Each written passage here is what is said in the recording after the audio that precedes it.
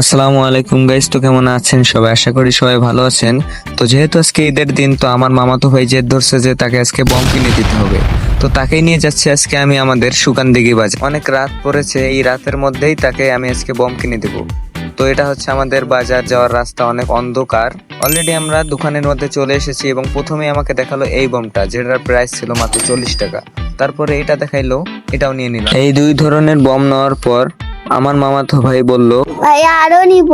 তাই আর কি করার, আরো দুই ধরনের বম আমি নিয়ে নিলাম। বমগুলো নিয়ে আসার পর প্রথমেই আমি এই বমটা ফাটালাম। তো বমটা আমাকে ভালো লেগেছিল। তারপর এই ঝাড়বাতি বমটা আমার মামাতো ভাইকে দেওয়ার পর সে অনেক মজা করলো। এবার এই ছোট বমগুলোর পালা। তো এবার এই রকেটটার পালা। তো এটা একদম বাজে ছিল গাইস। টাটা বাই বাই ভাই। এই ছিল ভিডিও, লাইক করবেন, শেয়ার করবেন, ওকে।